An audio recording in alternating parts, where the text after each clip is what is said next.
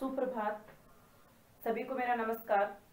जैसा कि आपको पता है कि हम प्लस टू क्लास की ललित कला के विषय का अगला टॉपिक लेकर आए हैं, जिसका नाम है कोटा शैली।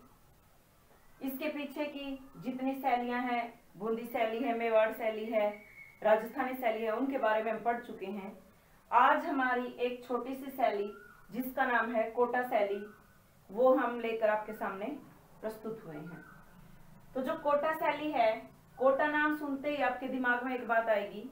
जो एक कोटा है, ये आज भी राजस्थान की एक बढ़िया और विस्तृत, जिसको हम कहते हैं, ऐसा क्षेत्र है जहां पर हमारे देश भर से विद्यार्थी वहां शिक्षा ग्रहण करने के लिए या किसी भी कॉम्पिटिटिव एग्जाम की तैयारी करने के लिए या एमबीबीएस की तैयारी करने के लिए जाते हैं।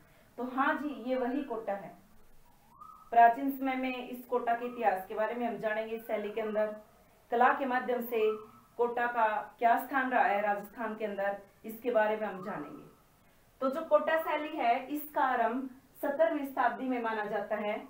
कोटा शैली का आरंभ 17वीं शताब्दी में माना जाता है। कोटा राज्य की नींव महाराजा माधव सिंह ने, किसने? महाराजा माधव सिंह ने 1631 ईस्वी में रखी। इसका प्रारंभ कब से माना जाता है? 17वीं शताब्दी से। तो कौन से राजा ने? महाराजा माधव सिंह ने 1631 ईस्वी में इस राज्य की नींव रखी थी, जो कि बूंदी में राव रतन सिंह के द्वितीय पुत्र थे। जो ये महाराजा माधव सिंह थे, ये कौन थे? जो बूंदी हमारी शैली थी, जो बूंदी राज्य के जो राजा थे राव रतन सिंह, तो उनके दो पुत्र हुए हैं। जो प्रथम पुत्र था उन्होंने तो बूंदी पर अपना अधिकार जमा लिया था, लेकिन जो ये द्वितीय पुत्र था, कौन? माधव सिंह, इन्होंने कोटा शैली को अपने अधीन माना या अपने अधीन किया। यह शैली राजा छत्रसाल के समय में 1666 ईस्वी के बाद अपने पूर्ण निखार पर थी।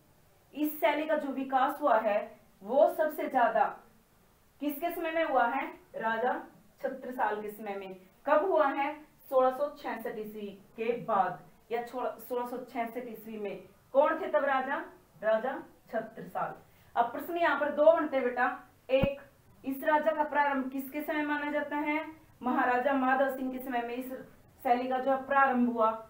और इस शैली का विकास कब हुआ? इस शैली का पूर्ण विकास हुआ या पूर्ण यौवन पर कब थी? तो राजा छत्रसाल के समय में। कब थी? 1666 ईस्वी में। अब हम इस शैली के मुख्य चित्रकारों के बारे में बात करते हैं। वैसे तो कई सारे चित्रकार हुए हैं इस शैली में, परंतु जो प्रसिद्ध चित्रकार हैं वो हैं लक्ष्मी नारायण, रघुनाथ तथा गोविंदराम। कौन थे? लक्ष्मी नारायण, रघुनाथ तथा गोविंदराम।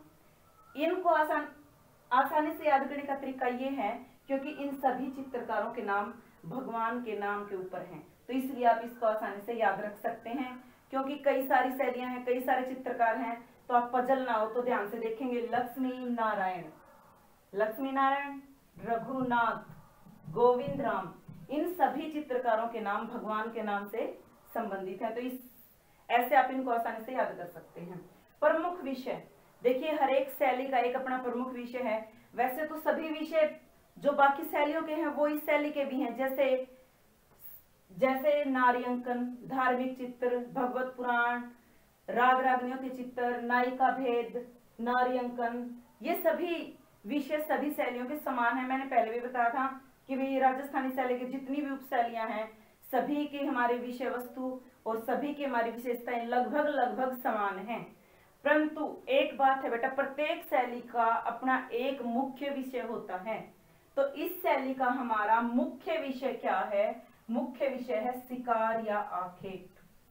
शिकार को ही आखेट बोलते हैं। आखेट का मतलब शिकार होता है। यानी कि इस शैली में किस चीज को महत्व दिया गया है? शिकार को महत्व दिया गया है।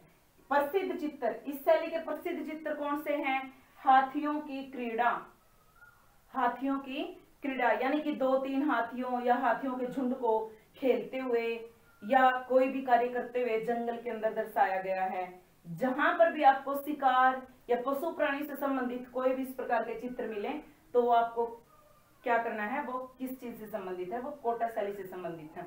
शिकार करती हुई महिलाएं, जहां पर महिलाएं शिकार करती हुई दिखाई गई हैं, तो प्रमुख विषय है, मेरा कहने का मतलब ये है कि भाई इस शैली का प्रमुख विषय क्या है, शिकार। अगर कहीं पर भी शिकार के बारे में पूछा जाए तो तुरंत आपके दिमाग में आ जाना चाहिए भाई कहां से प्रश्न पूछा गया है, ये कोटा शैली से है। यह शैली प्रारंभ में बूंदी शैली का एक अंग माना जाता था।